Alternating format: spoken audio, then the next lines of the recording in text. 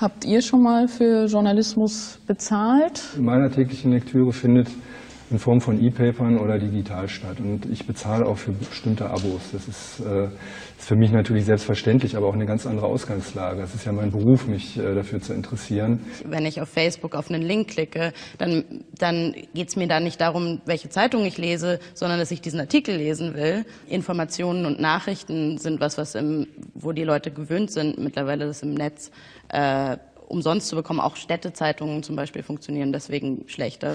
Dann habe ich hier auch noch die ganz interessante Frage, wenn man den Spieß einfach mal umdreht. Brauchen Redaktionen und Journalisten denn heute mit dem Internet im Hintergrund überhaupt noch große Verlage und Medienhäuser? Ja, weil ich glaube, dass Journalisten nicht damit zu tun haben sollten, den Vertrieb zu organisieren, print oder online, und auch nicht damit zu tun haben sollten, Anzeigen zu akquirieren. Dafür braucht man eben tatsächlich auch Verlage oder Verlagsmenschen, die sich darauf konzentrieren. Und ich glaube, das wird oft unterschätzt.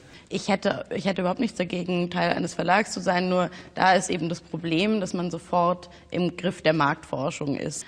Auch wenn es nur in einem kleinen Rahmen ist und auch wenn ich mich um Anzeigen kümmern muss und auch wenn ich mich um Vertrieb kümmern muss.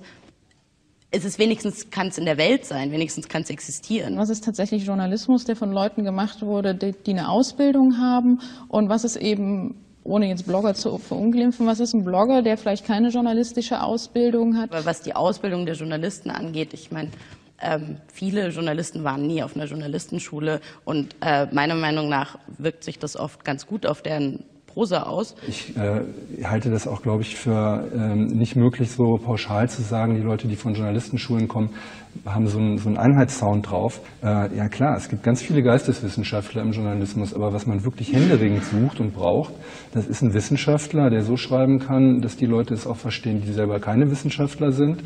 Das sind Juristen, die journalistisch so schreiben können, dass es auch normale Menschen verstehen. Das finde ich viel, viel wichtiger. Ja? Und natürlich ist Sprache eine Grundlage.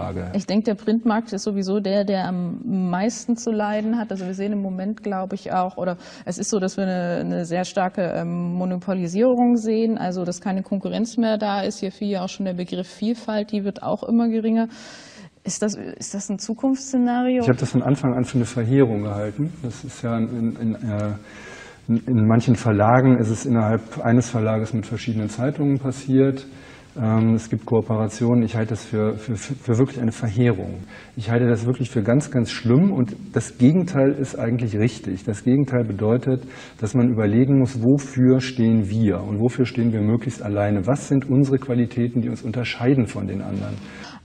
Hat der Journalist als Urheber von Informationen ausgedient? Wird er nur noch der Überbringer sein? Nee, das glaube ich nicht. Also das ist schon, Journalismus ist schon noch was anderes, als eine Nachricht zu überbringen. So, also ist ja auch sehr vielschichtig. Es geht ja nicht nur um Nachrichten. Also es geht immer um Relevanz. Also das halte ich für extrem wichtig, dass man sich daran immer erinnert. Und dann muss man überlegen, ist etwas faktisch relevant oder ist etwas emotional relevant? Natürlich kann es jemanden geben, der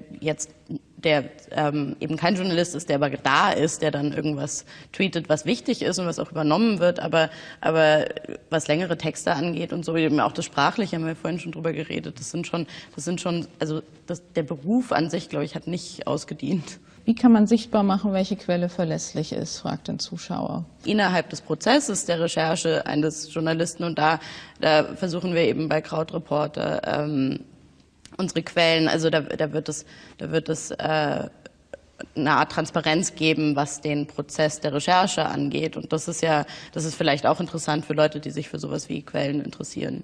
Ja, man muss sich ja sozusagen dem Leser, wenn man neu da ist, auch erstmal vorstellen. Der muss auch Erfahrungen mit dir machen. Ja, der muss vielleicht mal prüfen und gucken, funktioniert das, stimmt das, was derjenige da schreibt, und stellt dann fest, ja, ist richtig, es ist interessant, es ist originell und es scheint offensichtlich unabhängiger Journalismus zu sein. Wie wichtig ist kritisch unabhängiger Journalismus für unsere Gesellschaft?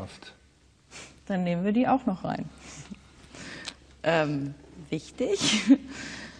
Ja, ich weiß nicht, steht das überhaupt zur Debatte? Natürlich ist das wichtig. Ich glaube, diese Frage stellt sich in der Tat so wirklich nicht, weil man muss einen Moment drüber nachdenken, dann weiß man, wie wichtig das ist. Es ist nicht jeder Unfug wichtig, den Journalisten verbreiten, aber bei der Betonung auf kritischer, auf Recherchejournalismus würde ich sagen, unabdingbar.